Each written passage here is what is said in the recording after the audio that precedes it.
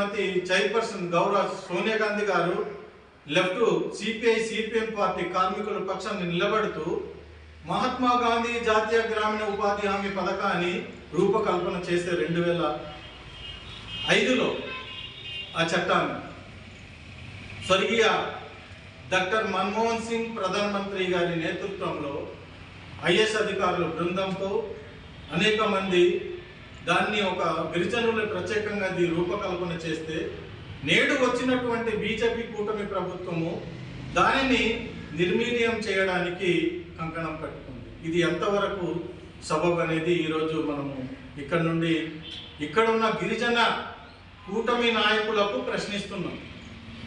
ఇక్కడ గిరిజన కూటమి నాయకులు తెలుగుదేశం, బీజేపీ, జనసేన అలాగే వైసీపీ నాయకులు కూడా మనం ప్రశ్నిస్తున్నాం. ఇప్పటికైనా నేటితో 2 సంవత్సరాలు అయింది. గౌరవ చంద్రబాబు నాయుడు గారు ఇచ్చినటువంటి హామీ, ఎన్నికల్లో ఇచ్చినటువంటి హామీ గిరిజనులకు నెరవేర్చాలి. గిరిజన రాబోయే డిఎస్సి తీయక ముందే గిరిజనులకు 100% రిజర్వేషన్, గిరిజన నిరుద్యోగులకు ఉద్యోగ భద్రత చట్టం తీసుకొచ్చిన తర్వాతనే డిఎస్సి తీయాలని కాంగ్రెస్ పార్టీ నుండి ఈరోజు డిమాండ్ చేస్తున్నాం. గతంలో డిఎస్సిలో గిరిజనేతరులకు 4000 పోస్టులు భర్తీ చేస్తున్నారు. వారందరూ కూడా వారి మైదాన ప్రాంతంలో తిరిగి పంపేయాలనేది కూడా మా యొక్క నిర్ణయం. నేడు పీజీ బీఈడీ చేసి పట్టణాల్లో ఏ ఉద్యోగం దొరకక హోటల్లో పనిచేస్తున్నారు గిరిజనులు. పాడేరులో మెడికల్ కాలేజీల ఏర్పాటు చేశారు. ఇక్కడ ఉన్నటువంటి గిరిజన నిరుద్యోగులకి అక్కడ చీపురు పోస్టులు ఇస్తున్నారు.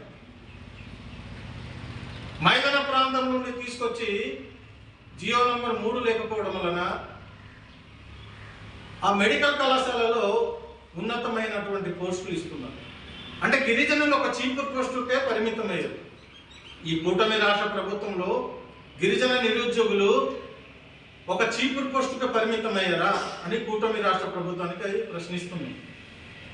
తక్షణమే మీరు ఇచ్చినటువంటి ఎన్నికల్లో హామీ నెరవేర్చి గిరిజన ప్రాంతంలో గిరిజన నిరుద్యోగులకి ఉద్యోగ అవకాశాలు కల్పించాలి.